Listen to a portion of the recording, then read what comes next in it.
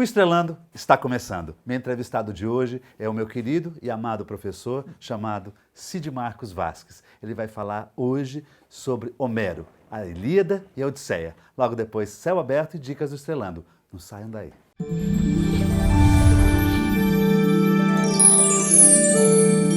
Aqui ao meu lado, Cid Marcos, ele que é do signo de Virgem, a Lua em Virgem e o ascendente em Gêmeos. O Cid é professor de mitologia grega e hindu e faz as suas relações com a arte, com o teatro, com a literatura, com a astrologia, com o cinema e com a música. E é também astrólogo. Cid Marcos, ele atua em São Paulo, ministra aulas de diversos temas. Inclusive, um dos temas do Cid é sobre Homero, a Odisseia e Ilíada. Eu convidei ele para vir ao programa para justamente falar sobre esse tema. Muito obrigado, Cid. Ok. Eu quero te agradecer para diversas entrevistas que você já veio aqui e para mim é uma honra recebê-lo aqui no estúdio aqui de Santos. Para mim também, estar aqui é importante. Oh, muito obrigado, muito obrigado. Gostaria que você falasse sobre Homero. Me parece que você tem ciclos em São Paulo que você dá de curso sobre Homero, não é isso? Estamos fazendo atualmente um ciclo sobre a Ilíada. Há 2 anos atrás fizemos sobre a Odisseia, outro poema, 2 grandes poemas épicos de Homero.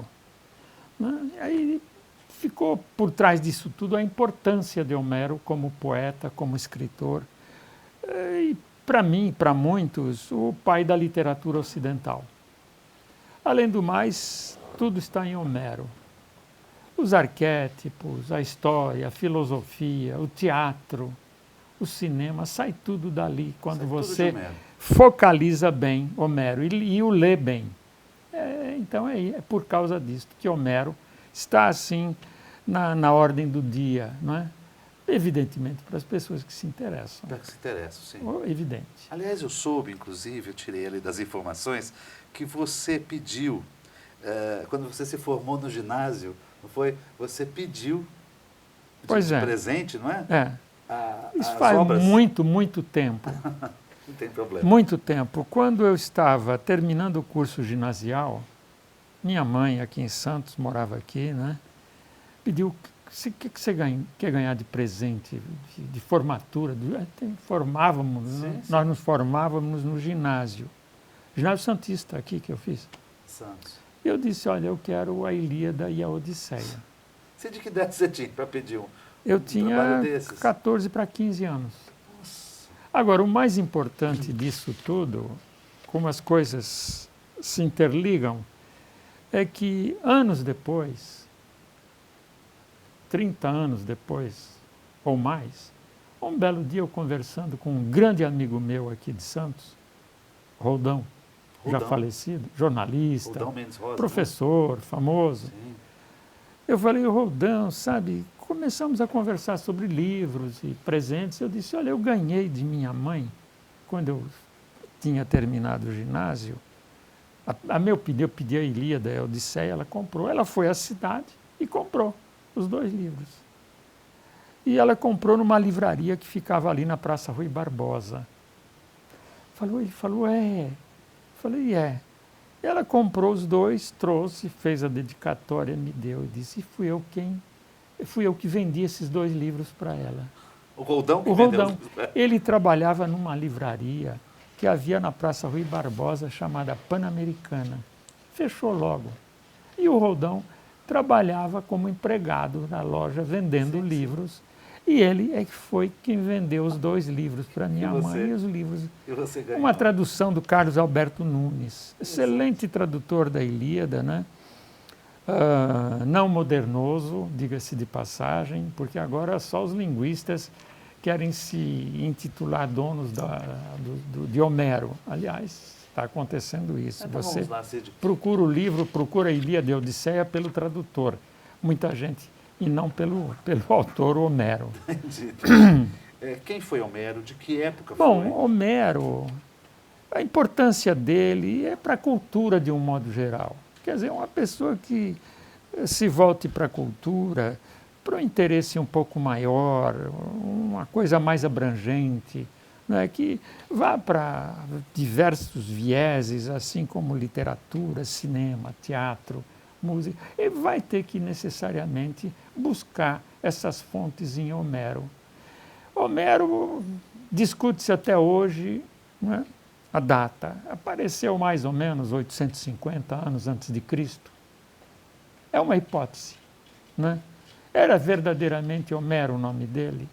Também outra discussão. Outra controvérsia. Outra discussão. Ele nasceu onde? Na Ásia Menor? Nasceu na Grécia? Há várias hipóteses, há vidas e vidas de Homero. Inclusive cidades, muitas cidades no mundo antigo, ali em torno do Mediterrâneo, disputavam, né, terem sido o berço, o lugar de nascimento de Homero. Porque em cada uma dessas cidades antigas havia descendentes dele, eles se auto-intitulavam descendentes homéridas, e como tal, cobravam até uma espécie de royalty, porque quem quisesse declamar os versos de Homero, quem quisesse montar algum espetáculo, teria que recorrer aos homéridas, que em cada cidade tomavam conta, né, do patrimônio literário de Homero. Desde que o mundo é mundo. O mundo é mundo sempre foi a mesma coisa, né? Então, Homero não se sabe onde nasceu. Seria esse verdadeiramente o nome dele? Também ninguém sabe. Algumas coisas certas. Parece que foi um poeta cego. Aliás, a palavra Homeros, numa língua grega, no eólico, designa o cego. Era muito comum poetas, videntes, profetas serem cegos na Grécia Antiga. Talvez partindo do pressuposto de que o cego enxerga mais longe do que os que têm a visão perfeita. Então, Homero seria uma corporação de poetas? Também, isso é discutível até hoje. Também uma corporação de uma poetas. corporação de poetas. Os poetas antigos, eles eram chamados de aedos, cantores, poetas, ou rapsodos. Outra ideia. O rapsodo é muito interessante, esse nome, porque rapsodo em grego vem do verbo costurar. Então, o rapsodo é aquele que costura versos, costura palavras que formam versos, né? Tanto é que os cantos dos poemas de Homero são chamados, às vezes, de rapsódia número 1, 2, 3, os cantos. Mas, então, tudo isto vem. Esse patrimônio foi sendo levantado já ao tempo bem próximo de Homero, digamos assim, pelos anos de 700 anos antes de Cristo. Alguns estudiosos já começavam a falar em Homero. E é muito interessante que um poeta famoso, tão famoso quanto Homero, porém menos lido, e talvez menos importante, sem dúvida, Hesíodo, que apareceu por volta a uma distância de 50 anos entre eles, talvez. Alguns dizem que foram contemporâneos, que atuaram juntos em certames poéticos, jogos poéticos, disputas, né, poéticas que se faziam antigamente. O Hesíodo faz uma referência a Homero, né, num poema seu, onde ele usa um verbo construído por ele, em cima do nome de Homero, para designar um canto maravilhoso, harmonioso, um canto muito bonito. É muito interessante isso. E o Hesíodo, então, encontramos já referências em Hesíodo sobre Homero, depois em outros estudiosos e assim por diante. Ele acaba aparecendo e ele vai fazer parte, as obras de Homero, não só os dois grandes poemas, a Ilíada e a Odisseia, mas também os hinos que ele compôs. Ele compôs diversos hinos, os chamados hinos homéricos, que estão reunidos. Aliás, uma edição primorosa aqui no Brasil, né? Uma edição que está nas nossas livrarias, é uma edição bilíngue muito bonita. Então, todo esse patrimônio homérico fazia parte da educação dos jovens na Grécia Antiga. Lá pelos anos de 500, antes de Cristo, 400, a paideia grega, nome que se dá a esse conjunto todo de cultural grego que forma o patrimônio do jovem grego, ele era educado com base nele. O Homero fazia parte dessa educação toda passada para os jovens gregos, né? E é fantástico. Que deu a tudo base isso. de uma sociedade grega? Ele deu, bom, o poema considerado o mais antigo é a Ilíada. Eu quero que você fale no segundo bloco sobre o que é a Ilíada e o que é a Odisseia. Mas essa história de não saber a origem é tão netuniano isso, né? É netuniano. Ele pode ter existido, como pode ter existido. Não pode. Mas não importa. Até hoje se discute. Mas não importa, né? Importa Não, foi o não legado importa. que foi deixado. Ele deixou um legado. Inclusive, tentamos descobrir dentro dos próprios poemas alguma referência, alguma pista. Porque eu até, antes de entrevistá-lo, eu dei uma passeada, Sim. né? Eu li até que possivelmente nem foi ele que fez a Odisseia e a Ilíada, né? Não, pois é. Quem Existe essa foi possibilidade. Homero? Até hoje é uma interrogação. Mas nós Mas isso que ele citava atribuímos com esse tanto detalhe, personagem, né? fixamos em Homero, quem tenha sido ele, ou uma corporação de poetas, fixamos essa autoria nele, né? E é com ele que trabalhamos hoje. Então, essa é a maravilha de Homero. Legal. Eu vou chamar o segundo bloco, você vai explicar o que é a Odisseia e o que é a Ilíada, tá bem? Certo. Voltamos já.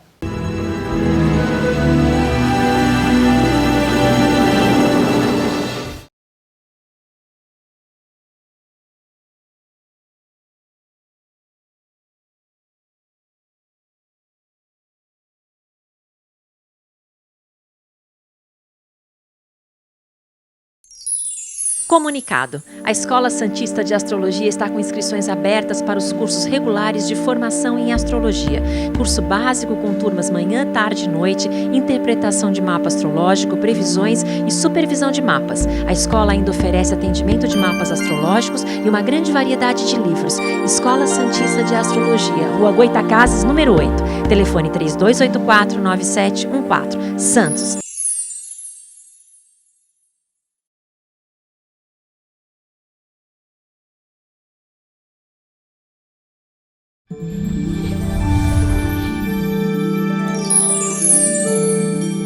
Confira agora a agenda do Estrelando para você. A Escola Santista de Astrologia promove os cursos de Astrologia e Tarô. Informações 13 3284 9714 ou através do site escolasantistadeastrologia.com.br. O SICOM, Sindicato dos Condomínios Prediais do Litoral Paulista, promove o curso Síndico Profissional, módulos 1 e 2. É aberto a todos os interessados. Informações 13 3326 3083 ou através do site sicom.org.br. Curso DEMAG, Dispersão Emocional Magnética, vai ocorrer nos dias 25 e 26 de junho e será ministrado por Dr. Cláudio Eduardo Nunes Peroba e doutora Érica Paiva Felizmino Peroba. Informações 13 99104 9558.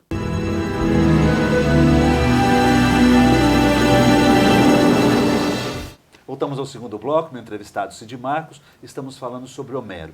Cid, do que se trata a Odisseia e a Ilíada?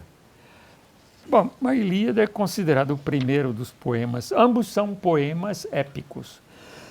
O poema épico descreve feitos, feitos heróicos. É um poema do coletivo. É um poema, enfim, um gênero poético que atrai muito o grande poeta. Diferente do gênero lírico, que são coisas do coração, são problemas subjetivos. O lirismo caminha por aí. Já o épico é nacional, transnacional. O poema épico fala de grandes feitos, grandes acontecimentos, né? Tanto é que você encontra na história das literaturas mundiais essa ênfase que se dá, por exemplo, os Lusíadas, um poema épico. A Eneida, outro poema épico. E assim, nós encontramos. Então, o primeiro dos poemas seria a Ilíada. Um poema que narra a luta dos gregos, que àquela altura viviam entre Micenas e Argos, não é? Grécia, e a luta que eles vão travar contra uma cidade na Ásia Menor. Turquia de hoje. Essa cidade menor chamava-se Ilion, daí Ilíada. Depois o nome Troia. Por quê? Porque esses gregos que viviam ali precisavam se expandir em direção do mar, porque para dentro difícil, região pedregosa, montanhas, difícil acesso, tudo aquilo dificultava muito o comércio interno.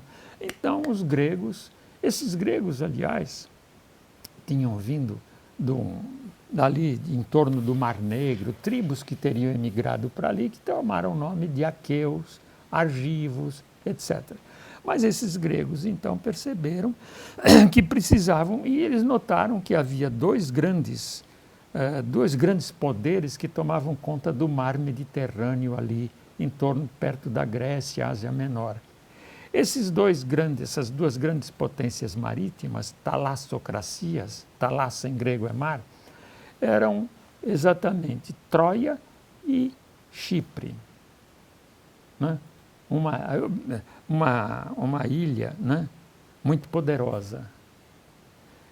Também um poder marítimo muito grande. Então, o que acontece? Eles dizem, nós vamos montar umas expedições para tomar conta disso tudo, derrotar essa gente toda. E montaram. Agora, o pretexto da Ilíada é o rapto de uma rainha grega por um troiano. Isso tudo foi tramado para que acontecesse dessa maneira. Então, o que acontece? Eles vão enfrentar Troia. Essa guerra levou 10 anos, vamos dizer assim. Cercaram, a cidade era difícil, meio inexpugnável. Grandes heróis gregos foram nessa expedição, uma afronta. Né? Um príncipe troiano raptar a Helena, a mais bela mulher do mundo. Ele foi auxiliado por uma deusa, por Afrodite. E os deuses também vão tomar parte. Começou na festa, no casamento. Começou jogado um pomo da discórdia no casamento. Então, mas é uma história complicada. Esse pomo tinha um registro lá, um papel colado, a mais bela.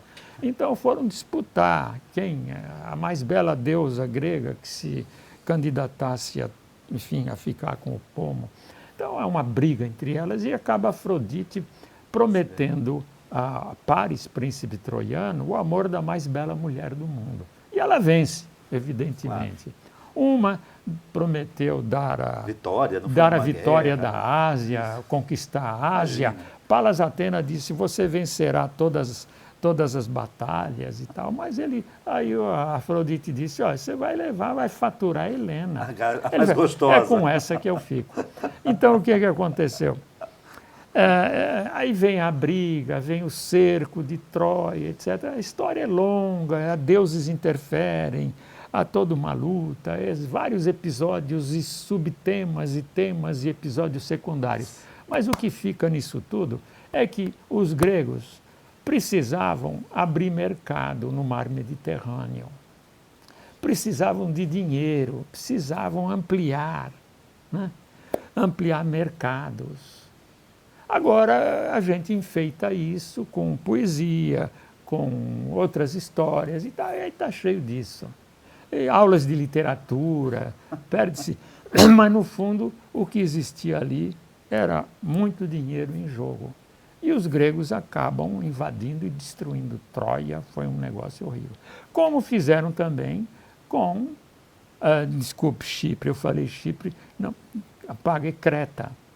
Eles destruíram Creta, que era outro império marítimo. Chipre era uma ilha à parte, mais afastada. Mas Creta era um mundo poderoso também, comerciava por ali, e os gregos vão acabar invadindo e tomando aquilo, e tanto é que Creta acaba virando Grécia. Até hoje está na mão dos gregos, é uma ilha que faz parte do mundo grego. Então, a Ilíada é uma luta por mercados, é uma luta por conquistas que vão implicar no domínio do comércio marítimo do Mediterrâneo Oriental, Mar Egeu ali, em torno da Ásia Menor, norte da África, sul da Itália, até a saída do Mediterrâneo, né? Nas chamadas colunas de Hércules. Então, dominar todo aquele mercado. Os gregos vencem essas duas potências marítimas e a Ilíada trata disso. Esse poema, em quantas páginas? Então, olha, Mais ou menos. são 20 e tantos versos, agora, versos, né? poemas, cantos e 600 versos em cada. É um número, são milhares de versos. Nossa. Né? Que você lê, discute, e dentro disso você encontra mitologia. Dali você pode extrair uma leitura que jogue você na psicanálise hoje, na psicologia, na antropologia, na arte. Você vai embora, você abre veios assim fantásticos para ler tudo isso.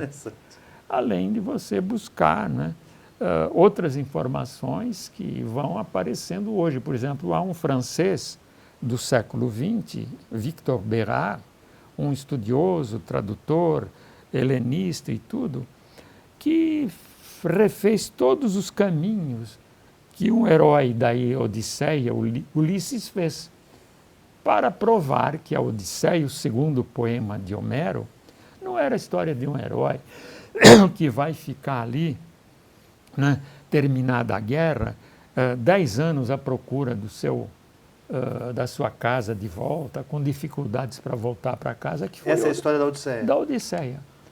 Ulisses é o grande herói, Odisseu em grego. Ele vivia numa ilha Ítaca com a família, saiu, deixou um filho ainda bebezinho, foi para essa guerra, e depois o retorno dele. E o retorno dele é atrapalhado, ele fica anos viajando, vai de um lado para o outro, sem encontrar o caminho de volta. Se perde. Então, depois ele é aconselhado por deuses e tal, acaba retomando o caminho de volta, Ulisses. O que acontece? Descobre-se também, fala-se muito, poetas pegam o tema, dissertam sobre o tema, um homem procurando se encontrar, toda essa coisa toda. Na minha leitura, é claro que tudo isso existe dentro do texto, mas o mais importante é que, como tudo vem indicando, a Odisseia é outro poema ligado também a problemas econômicos, a problemas políticos. O que o grego precisava descobrir, o grego dependia muito para construir uma civilização poderosa de armas e utensílios. Agora, faltava uma coisa importante para a fabricação desses utensílios, dessas armas, etc. Faltava um componente para se criar o bronze, se fazer o bronze, porque esse período é conhecido como a civilização do bronze, não se conhecia o ferro, o bronze era o metal mais importante. Então os gregos precisavam muito de conquistar mercados onde eles encontrassem o estanho, que é uma parte com o cobre. O estanho e o cobre formam o bronze. E com a falta do estanho, eles não tinham mais armas, não tinham utensílios, não tinham nada. E os gregos, e a Odisseia hoje, lendo-se bem, parece uma conquista de mercados para a obtenção do estanho. Então perde-se essa poesia toda. Não é que se perca. Também. Se acrescenta. Se agrega. A leitura dos poemas, ela é feita, como eu digo, por camadas que vamos acrescentando, dependendo da luz que a gente jogue para eliminar o poema, a luz que você tenha. Entendi. Então, essa é a coisa fabulosa dos poemas. São coisas que vão se somando. São mundos que se alargam, que se ampliam. E tem que sempre avaliar com a referência da época, né? Sim, situar na época. Como você falou, do estanho, do cobre, do bronze. Ver como é que isso funcionava. Outra coisa, esse Victor Bérard, um estudioso francês, ele refez a viagem toda de Homero, um poema que seria posterior à da Ilíada, um pouco depois. E ele refazendo os caminhos de Homero, lendo muito bem a Odisseia, inclusive ele conhecia muito bem, o Bérard, a navegação do Mediterrâneo, os barcos que se usavam na época, o regime de ventos, a carta das marés. Ele conhecia muito bem o céu, que era por onde se orientavam os navegadores. Então, tudo isso o Bérard levantou e ele chegou a uma conclusão que jogou a leitura da Odisseia noutra direção. Acreditava-se que a Odisseia ficaria circunscrita ao mundo mediterrâneo. Mas ele provou, e é interessante ler as obras dele, deixou uns 10 livros e artigos, etc. Ele morreu em 1931, Victor Bérard.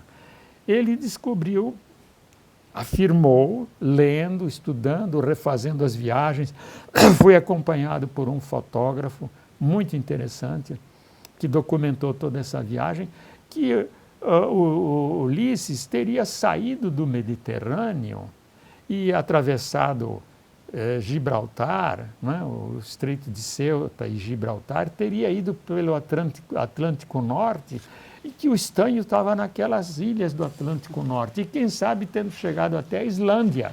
Nossa. Então ele vai levantando todo esse problema. Então discute-se também muito até hoje. Há aqueles que, né, dizem, não, é mediterrânea a Odisseia. Não, ela é atlântica e mediterrânea. Então, agora, viagens, estudos, ampliação de fronteiras, cultura, civilizações, tudo isso você vai levantando nesses temas. Agora, o interessante, volto à Ilíada, volto à Odisseia, é que no final, quando Ulisses está no fim para voltar para casa, né, ele passa por uma ilha, a Ilha dos Feácios, e nesta ilha, né, chega a desfalecer, assim, no fim, forças esgotadas, mas sempre era uma figura de um grande herói. Ele era bisneto de Hércules, de Hermes, né, poderoso. Ele chega à sua ilha, transportado por uma embarcação de feácios, que vão levá-lo até a ilha, o depositam na praia, com inúmeros presentes para Ulisses. E os marinheiros que levam Ulisses até a praia, ele ainda desfalecido, escondem os presentes em certas grutas ali na ilha de Ítaca, que era o reino de Ulisses. Agora, uma coisa, quando Homero descreve no poema A Volta de Ulisses, ele fala que o céu estava escuro, que o sol se ausentou, coisas desse tipo. E se descobriu, então, que isto aconteceu durante um eclipse. E pelo eclipse se chegou a uma data exata, a data do retorno de Ulisses à ilha de Ítaca. Ah, jura? Juro, eu tenho esse trabalho. Um eclipse. Onde e você mais, tem esse trabalho? esse foi publicado por uns arqueólogos franceses e por uns especialistas em céu, na época, que levantaram esses dados. Agora, outra coisa mais importante é que sempre se desconfiou de poetas e de escritores, mentirosos, enganadores, né? Só para encantamento de público, contaram muita lorota, muita coisa. Mas o que aconteceu? Arqueólogos franceses, recentemente, uns 2, 3 anos, ou talvez um pouco mais, pesquisaram toda a ilha de Ítaca e descobriram que em determinadas grutas encontraram vasos, os presentes que Ulisses tinha recebido dos feácios. Não é só também. Isso. Então não é tão mentirosa. As histórias não são tão mentirosas assim. Não, interessante isso. Agora, essa época dá para eclipse... acreditar um pouco em alguns poetas e escritores. Sim. Só um pouco. Um pouco. Essa eclipse tem uma data? Eles chegaram... Tem uma data. Eu tenho tudo isso documentado em casa. Em casa? Eu vou saber disso. Não trago aqui. Depois eu passo para você. Você vai colocar no seu blog? Eu acho que isso não sei se já pus, mas se não, eu posso passar para você Passa, a data. eu passo para ele. O Cid Marcos tem o blog, cidmarcosblogspot.com.br, tem muita informação com Tereza, lá. Que é a operadora do blog. A Tereza é a sua digníssima esposa, que está presente aqui no estúdio, Tereza Cavalcante Vasques, e ela que digita tudo, que monta tudo, que coloca foto e ilustrações. Está excelente o blog, não perca. Quero te agradecer. Muito obrigado por estar presente e que sempre retorne ao nosso programa, tá bem? Vamos tentar. Muito obrigado. E uma ótima semana a todos.